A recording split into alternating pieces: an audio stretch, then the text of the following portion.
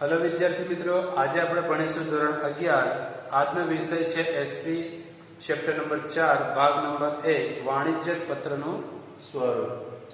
હવે આપણે જોઈશું ટૂંકનોના સવાલ, જેમાં પહેલો નંબરનો સવાલ છે તાજા કલમ. તાજા કલમ કોને કહેવાય? તો વાણિજ્યક પત્રના પ્રસંગોપાત ભાગમાં સમાવાતા 8 ભાગોમાંથી તાજા કલમ એક અંતિમ એટલે કે છેલ્લો ભાગ છે.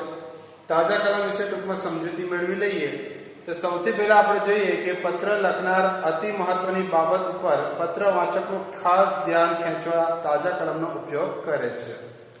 એટલે કે અહીં એમ કહેવામાં આવ્યું છે કે જ્યારે પત્ર લખનાર વ્યક્તિ જેની પર પત્ર લખે છે, એટલે કે જે આ પત્ર વાચક એટલે કે જે પત્ર પઢનાર છે, વાંચનાર છે, તેનું ध्यान ખેંચવા માટે તાજા કલમનો उपयोग करे છે. यानी यहाँ पर कहा गया है कि पत्र यानी कि खत के अंदर जो सबसे जरूरी चीज जो है, तो जो पत्रवाचक है, पत्रवाचक यानी खत पढ़ने वाला, उसका ध्यान खींचने के लिए ताजा कलम का इस्तेमाल किया जाता है. आधुनिक पत्र व्यवहार में ताजा कलम कोई खास माहितीनो उल्लेख करवा माटे खूब ज उपयोगी बने छे. यानी कि आधुनिक युग में कि जब कोई खत के अंदर गलती होती है तो ताजा कलम के जरिए से आखिर के हिस्से में यानी कि आखिरी नीचे के पैराग्राफ से भी फिर से हम उसको दोबारा दोहरा सकते हैं, फिर बाद में सिग्नेचर करना रहता है. એટલે કે તાજા કલમની અંદર જ્યારે પણ પત્ર લખવામાં આવે છે અને પત્રની અંદર કોઈ ભૂલ કે બાકી વસ્તુ રહી ગઈ હોય લખવાની, ત્યારે તાજા કલમનો ઉપયોગ કરવામાં આવતો હોય છે. પત્રના મુખ્ય ભાગમાં જરૂરી એવી કોઈ મહત્વની માહિતી રહી ગઈ હોય तो ताजा कलम तरीके पत्रना अंते उल्लेख કરવામાં આવે છે. એ પત્ર લેખન પક્ષે બેદરકારી સૂચવે છે.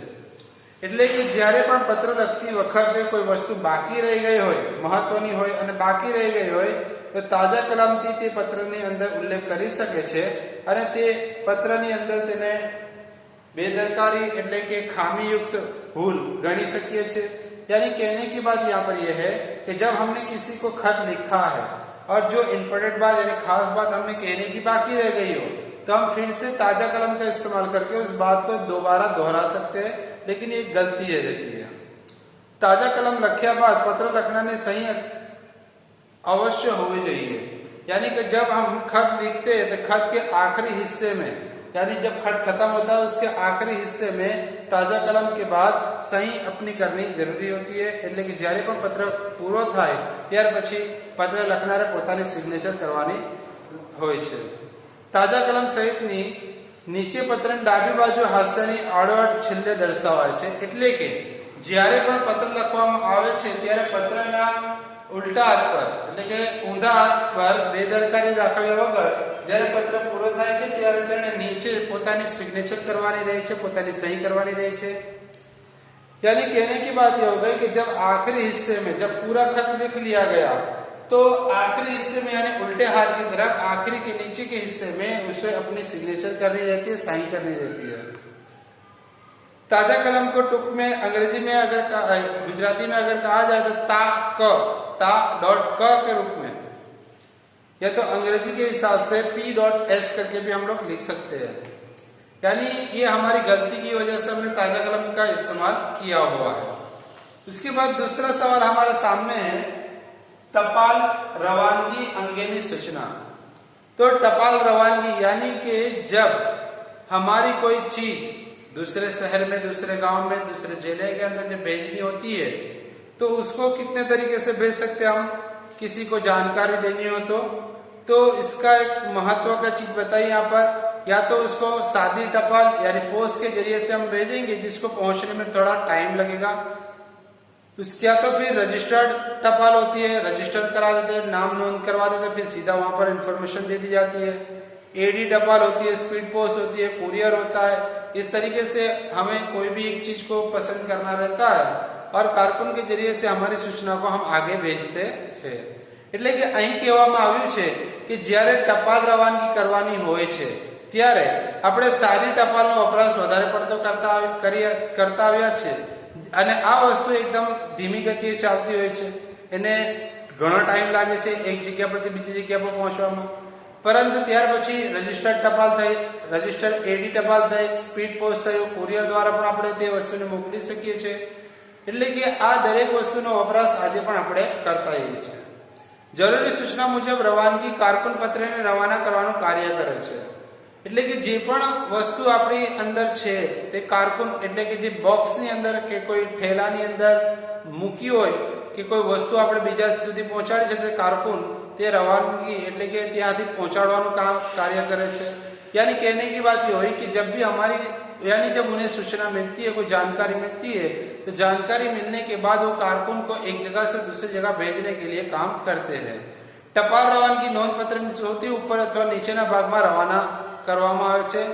यानी कि जब भी कोई टपाल यानी कि जब वो एक जगह से दूसरी जगह जाती है तब उसकी एक नोंद एंट्री की जाती है जिससे पता चलता है कि ये माल यहाँ से निकल चुका है. अगर जिसने भी इस माल को पोस्ट किया है तो उसको दाखला तरीके रजिस्टर्ड टपाल के जरिए से भेजा या कुरियर के जरिए से भेजा, वो उसके ऊपर हेडिंग मारा हुआ होता है. એટલે કે અહીં જ્યારે પણ જે રીતે આપણે તે ટપાલ મોકલેલી હોય તે ટપાલના હિસાબથી ત્યાં લખ્યું જ હશે કે આ ટપાલ રજિસ્ટર્ડ ટપાલ છે કે પછી કુરિયર ટપાલ છે. આ પ્રમાણે તેણે टपाल ની અંદર તેનો એડ્રેસના હિસાબથી ત્યાં લખી હોય છે કે આ કઈ टपाल છે. इस तरीके से हम लोग टपाल के जरिए से हम कोई भी चीज एक जगह से दूसरी जगह रवानगी यानी कि पहुंचा सकते हैं. એટલે કે આપણે ટપાલના મારફતે પણ પોતાની વસ્તુને એક જગ્યાથી બીજી જગ્યા સૂચના આપીને પોતાની વસ્તુને મોકલી શકીએ છીએ. ત્યાર પછી આપણી પાસે ત્રીજો સવાલ છે ઓળખ રેખા. ઓળખ રેખા એટલે કે જે રીતે એને પહેલાના સવાલમાં પણ આવી ગયું કે ઓળખાણ આપવા માટે આપણે કોઈ પણ વસ્તુની જે રીતે લખનાર પત્ર લખનાર જે પણ વ્યક્તિ છે જ્યારે તે ટાઈપ કરતો હોય તો ટાઈપિંગના હિસાબથી તેનો સંદર્ભ લખે છે, ક્યાં તો પછી તે પોતાની નીચે આડી લાઈન કરે કાં તો અલગ કલરનો વપરાશ કરીને તે પોતાના હાસ્યની નજીક લખવામાં આવેલું હોય છે, જેના કારણે તે પોતાની ઓળખ ઊભી કરતો હોય છે. અને ઓળખનું સ્થાન ક્યાં હોય છે તે તેના પહેલાના સવાલની પણ આપણે વસ્તુ જોઈ ચૂક્યા છે કે ઓળખની અંદર યા તો તે ત્રાસી આડી લાઈન કરે કાં તો તેના જરીએ યા તો બે ડોટ ડોટ મૂકીને આ રીતે પણ આપણે કહી શકીએ કે તે આ રીતે પણ આપણે લખી શકીએ છીએ કે આ DMN LKP એટલે કે આ વ્યક્તિએ આ વ્યક્તિની ઉપર પત્ર લખ્યો છે. તો આને આ રીતે પણ લખી શકાય કાં તો આ રીતે પણ આપણે એને લખી શકીએ છીએ. તો ક્રોસ લાઈન કરીને આ રીતે પણ લખી શકીએ છીએ.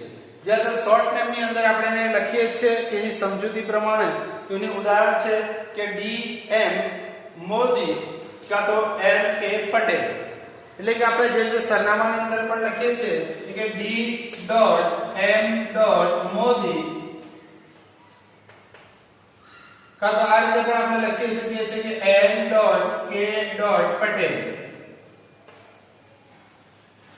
તો આ એની સરનામાના હિસાબથી એના જ્યારે પત્રની શરૂઆત કરીને જ્યારે પત્રને પૂર્ણ કરવામાં આવે છે ત્યારે આખરી એટલે કે છેલ્લે હિસ્સે આ રીતે પણ પોતાની સિગ્નેચર કરતો હોય છે. હવે એની સમજૂતી આપણે જોઈએ તો સમજૂતીની અંદર કીધું છે કે મોટી સંસ્થા હોય કે સરકારી વિભાગોમાં જ્યારે ઉપરી અધિકારી પત્ર લખાવે ત્યારે લઘુ લિપિમાં લખીને ટાઈપ કરવાનું કામકાજ અન્ય કર્મચારીને કરતો હોય છે.